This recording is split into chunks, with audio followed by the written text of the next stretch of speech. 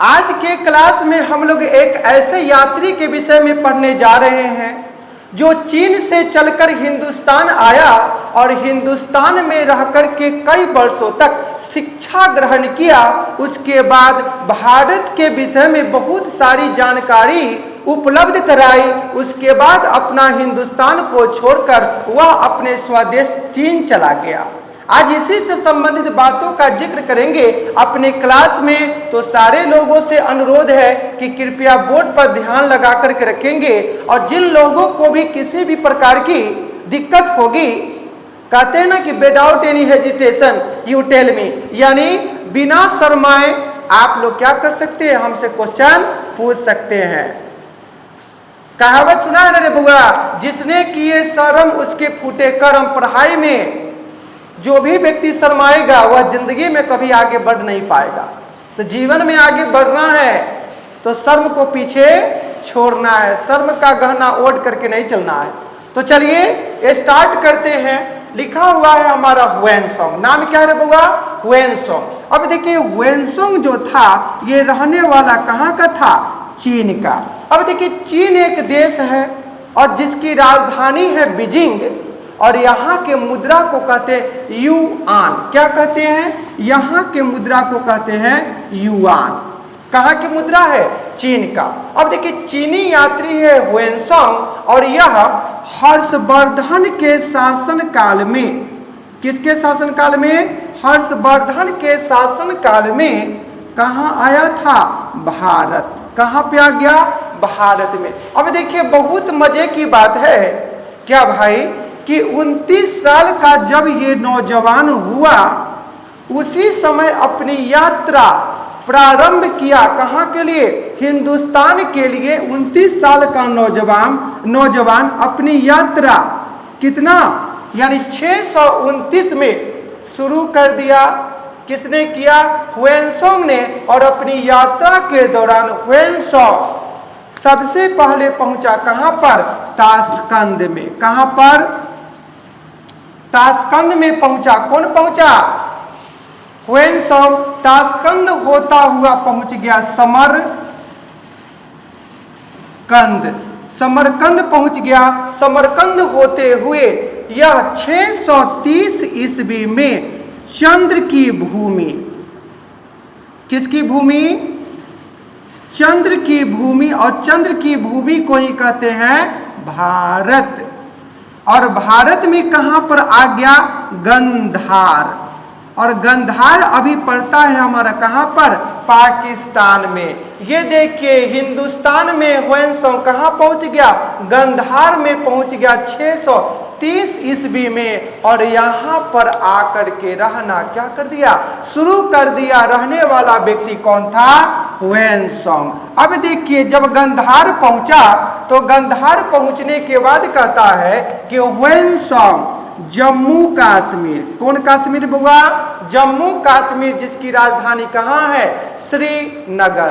कौन नगर? श्रीनगर। अब देखिए जम्मू कश्मीर आया। जम्मू कश्मीर के बाद यह पहुंच गया कहाँ पर? पंजाब में। ये क्या कर रहा है? यात्रा कर रहा है। उसके बाद पहुंच गया कपिलवस्तु। कौन वस्तु?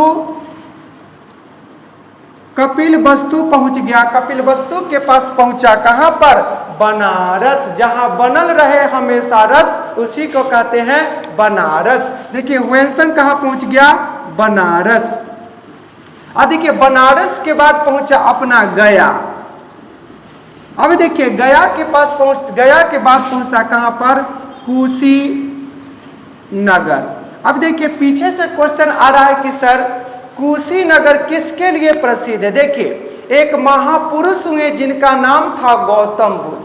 और गौतम बुद्ध को ही कुशीनगर में क्या हुआ था? महापरिनिर्वाण यानी मृत्यु प्राप्त हुआ था। कुशीनगर कहाँ पर पड़ता है? हमारा उत्तर प्रदेश में पड़ता है।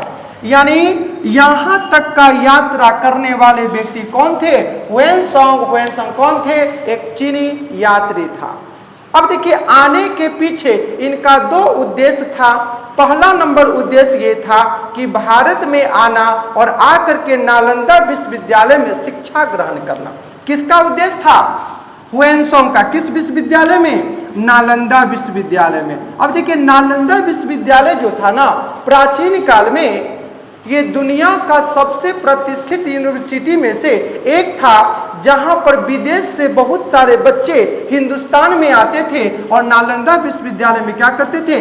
शिक्षा ग्रहण करते थे।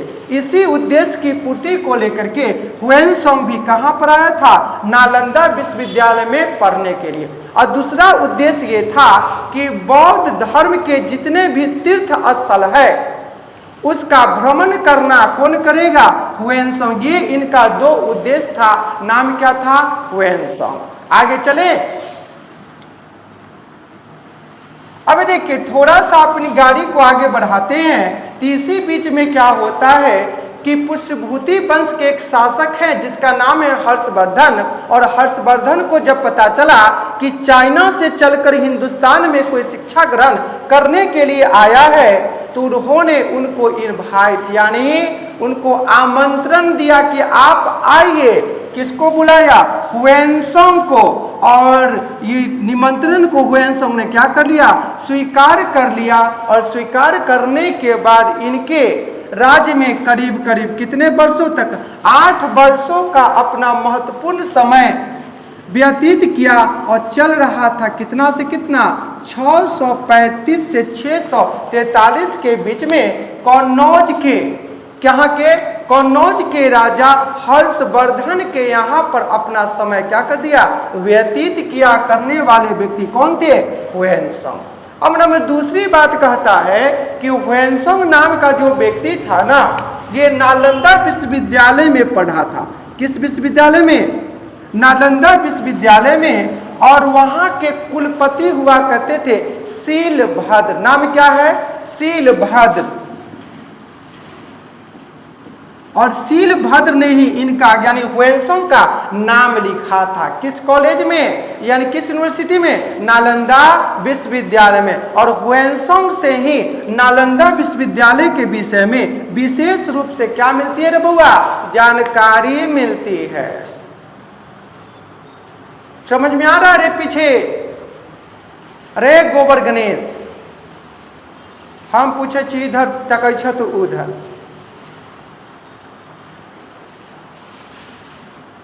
कहावत सुने हैं ना कि तमन्नाओं के शहर में चले थे हम अपना दिल बेचने।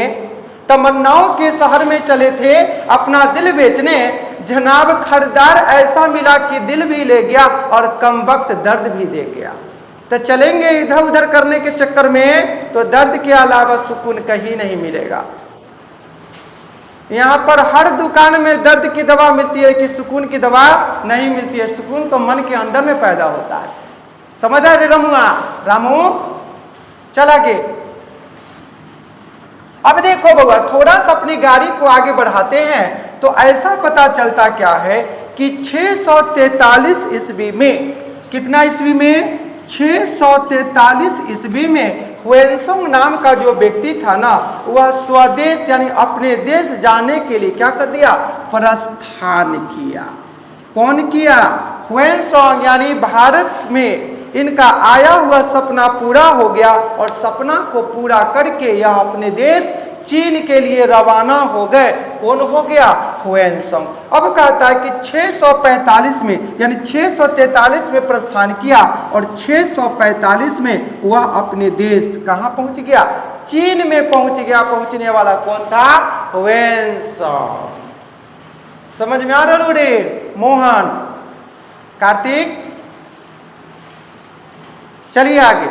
अब देखिए चीन पहुंच गया 645 में, लेकिन जाते जाते इसने अपने यादों का कुछ पैगाम दे गया। अब देखिए क्या क्या पैगाम दिया है इसके विषय में थोड़ा पता चलता है कि भारत की जानकारी, विशेष रूप से एक पुस्तक है, पुस्तक का नाम CUK, यानी इसका अर्थ होता है पश्चिमी देशों का रिकॉर्ड। किसका? पश्चिमी देशों का रिकॉर्ड यानी CUK का अर्थ होता है इस पुस्तक से विशेष रूप से भारत की जानकारी यानी भारत में आया उसकी यात्रा का क्या मिलती है? जानकारी मिलती है। किसका? हुएनसोंग का। अब देखिए आगे की ओर बढ़ते हैं तो पता चला कि जब वह हिंदुस्तान में आया तो कि भोजन भात करने के लिए और घूमने फिरने के लिए नहीं, बल्कि यहाँ का रीति रिवाज, संस्कृति, सभ्यता को समझने के लिए आया था, जानने के लिए आया था कि आखिर हिंदुस्तान क्या है, हिंदुस्तान में कौन कौन सी चीजें हैं जो उसको अपनी ओर आकर्षित करता है। इन सारी चीजों का अध्ययन किया और अध्ययन के बाद इसने बताया, किसने? ह्वेनसांग ने बताया क्या भाई कि भारत में इस समय विधवा विवाह, कौन सा विवाह? विधवा विवाह, जिसका हस्बैंड, जिसका मर्द मर जाता है उसी को हिंदुस्तान में क्या कहते हैं? विधवा का। हिंदुस्तान में सब जगह कहते हैं। अब देखो विधवा विवाह, साथ में कहता है इंटर कास्ट मैरिज, समझता है ना, अंतर जातीय विवाह, इंटर कास्ट मैरिज, और साथ साथ में कहता है पर्दा प्रथा, कि चलन पर चलन नहीं था। जैसे मान के चलिए कि पहले के जमाना में न बउआ कन्या सब जो आती थी ना एकदम घूंघट में रहती थी, घूंघट को उघारना मना था। सास कहती थी कि एकदम घूंघट में रहना है, बाहरी आदमी के सामने तुमको जाना नहीं है। अभी वाला जमाना नहीं है कि शादी हुआ कल के डेट में क्या हुआ, साड़ी पहनना छोड़ दिया और दूसरे चीज पहनना क्या कर दिया, चालू कर दिया। अब पहले के जमाना में था कि आपको घर से बाहर नहीं निकलना है। अभी तो शादी ब्याह होला ही एकदम फुदुक फुदुक के देख रहा, फुदुक फुदुक के देख रहा, देखिए तो फलनवा के घर में की हो गई, फलनवा के पुतों कैसा नहीं, तो पुतों को लोग देखने पहले जाता था। लेकिन आजकल के जमाना पुतों खुदे दिखाते, देखो हम ऐसा नहीं चांद के टुकड़ा है। अभी के जमाना में डेरे कसबा ऐसे नहीं, अभी के जमाना है। चल आगे। अब देखो विधवा विवाह, इंटरकास्ट मैरिज, पर्दा प्रथा की प्रथा नहीं थी किस जमाने में, यानी जब ह्वेनसांग आया था, और शासक कौन था, हर्षवर्धन। लेकिन कहता क्या है कि यहाँ पर अपने भारत में एक प्रथा प्रचलित थी जिसका नाम था सती प्रथा, यानी सती प्रथा अपने हिंदुस्तान में बहुत दिनों से चल रहा था। और इसके विषय में वह प्रकाश डाला है और बताया है कि अगर किसी का पुरुष औरत के पुरुष मर जाता हो तो महिला को जीवित रहने का कोई अधिकार नहीं है, बल्कि जीते जी अपने पति के चिता पर सो जाएगी और अपने जीवन का अंत क्या होगी, कर देगी। यानी सती प्रथा का प्रमाण मिलता है। लेकिन हिंदुस्तान में राजा राम मोहन राय के प्रयास से सती प्रथा पर हमेशा के लिए प्रतिबंध लगा दिया गया था। और लगाने वाले व्यक्ति कौन थे, लॉर्ड विलियम बेंटिंग। और लगा कब था भारत में, 1829 में प्रतिबंध हो गया कि कोई भी हिंदुस्तान की महिला का अगर पति गुजर जाता है तो कल के डेट में उसको अपने पति के चिता पर सोना नहीं है, यानी वो भी क्या रह सकती है, स्वतंत्र रह करके अपना जीवन यापन कर सकती है, और साथ में मौका मिले तो दोबारा शादी कर सकती है। जानते हैं हिंदुस्तान में पहली बार विधवा विवाह ईश्वर चंद्र विद्यासागर के प्रयास से पहली बार संभव हो पाया था। और 7 दिसंबर 1856 को हिंदुस्तान में पहली बार कलकत्ता में विधवा विवाह क्या हुआ था, शुरू हुआ था। किसके प्रयास से, ईश्वर चंद्र विद्यासागर के प्रयास से। चलिए वहां पर नहीं चलेंगे, थोड़ा आगे की ओर बढ़ते हैं कि ह्वेनसांग ने आखिर क्या क्या बताया था। अब देखिए ये तो हो गई। साथ में कहता था कि ह्वेनसांग बताता है कि शिक्षा, यानी शिक्षा पर प्रकाश डाला तो क्या बताया कि शिक्षा क्या था, शिक्षा के विषय में कि शिक्षा धार्मिक हुआ करती थी, यानी सब लोगों को पठन पाठन करना चाहिए। साथ में कहता है कि लिपि कौन था, ब्राह्मणी था। कौन लिपि था, ब्राह्मणी। और भाषा जो थी संस्कृत। पीछे से पूछ रहा है कि संस्कृत के पापा कौन थे, पाणिनि, जिन्होंने अष्टाध्यायी पुस्तक की क्या किया था, रचना किया था। देखो संस्कृत क्या थी, भाषा थी, लेकिन ये संस्कृत किसकी भाषा थी, विद्वानों की भाषा थी। किसकी भाषा, विद्वानों की भाषा थी। अब देखिए अब ये सब किसने कहा था, ह्वेनसांग ने कहा था। अब कहता है कि इस समय शिक्षा ग्रहण करने का जो आयु था, कितना से कितना, 9 साल से लेकर के 30 साल का बच्चा शिक्षा ग्रहण कर सकता है। जैसे अपने हिंदुस्तान में देखिए किसी को बीपीएससी की तैयारी करनी है एकदम 40-42 साल तक लगल रह जाएगा, एकदम लगल रह, एकदम तैयारी करते रह। कथी के तैयारी करत हो? तो बीपीएससी के लड़का तैयारी करत हो। कितना साल एज हो गलक हो? तो 42 साल, मजाक थोड़ी ना बाटे। यानी 42 साल में वो तैयारी कर सकता है, कर रहा है अपने हिंदुस्तान में। तो उस समय शिक्षा ग्रहण करने का मात्र एज था 9 साल में स्टार्ट कीजिए, 30 साल में बंद कीजिए, बाकी आगे का कार्यक्रम कीजिए। ऐसा ना कि जिंदगी में पढ़ाते रहिएगा, फिर जिंदगी की गाड़ी कैसे चलेगी आगे का? सब दिन पप्पा थोड़े ना जबान रहता तुझे मोहना कमाए तो तोरे पड़ता कि सब दिन कमाई कि हो बाबू तुहे कमा के खिया, हमरो खियाबो, पुतोहियो के कमा के खियाबो, ऐसा ना हो। तो चला आगे। अब देखिए थोड़ा सा आगे की ओर बढ़ते हैं तो जिसके शासनकाल में ये आया, आज जिसके महल में रहा हर्षवर्धन के यहाँ पर, उनके विषय में इन्होंने बताया है। किन्होंने? यानी ह्वेनसांग ने बताया है कि हर्षवर्धन की जो सैन्य व्यवस्था थी, कौन व्यवस्था? सैन्य व्यवस्था थी, उसमें कौन सी सेना? यानी हर्षवर्धन की सेना में 50,000, कितना हजार? 50,000 पैदल सेना हुआ करती थी, जबकि 1 लाख घुड़सवार हुआ करता था। कितना सवार हुआ? घुड़सवार। और 60,000 हाथी हुआ करता था। किसके अनुसार?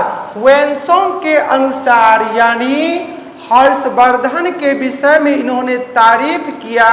कहते हैं ना कि बिना तारीफ के कोई खुश नहीं होता, और झूठ बोले बिना किसी की तारीफ नहीं होता। यानी किसी से कहते हैं ना कि मधुर वाणी दगाबाज की निशानी, तो मीठा मीठा जो बोलता है उससे हमेशा अपने आप को बचाइए, नहीं तो आपको अपने मतलब के लिए यूज कर लेगा, इस्तेमाल करके आपको गन्ना की तरह चूस करके बाहर फेंक देगा। जमाना भैया जी अभी मतलब ही है। लोगों को जब तक आपसे मतलब है तभी तक वह आपके पीछे है। जिस दिन उसका मतलब सिद्ध हो गया, उसी दिन आपसे क्या हो गया? उसका नाता भी खत्म हो गया। जिंदगी में आगे बढ़ना है तो जिंदगी में खुद पर भरोसा करना है, दूसरे पर क्या भरोसा करना, जब चलना है अपने पैरों पर। अब देखिए यहाँ पे चलते हैं। अब 60,000 हाथी था ह्वेनसांग के अनुसार। किसके? हर्षवर्धन के। कौन वर्धन के? हर्षवर्धन के जो सैन्य व्यवस्था थी उसके पास इतनी सेना का जबरदस्त बेड़ा हुआ करता था। देखिए अभी हम लोग कहानी पढ़ रहे थे ह्वेनसांग के विषय में। किसके विषय में? ह्वेनसांग के विषय में। कहां से चलकर हिंदुस्तान आया था? चीन से चलकर हिंदुस्तान आया था। भारत में लिखा, पढ़ा, नाम रोशन किया, यहां से चला गया कहां पर? चाइना चला गया। इतना में किसी को दिक्कत है? राखी बताइए, रानी, माला, किसी को कोई दिक्कत? आप भी बताइए। सिमरन आपको भी कोई परेशानी तो बताइए। समझ में आ गया? पीछे से मुड़ी डुला रहा है बसा बैल की तरह की। जी सर समझ में आ गया। चलो समझ में आ गया तो बस आज के लिए इतना ही। एक बार बोलना पड़ेगा सब लोगों को, जय हिंद जय भारत।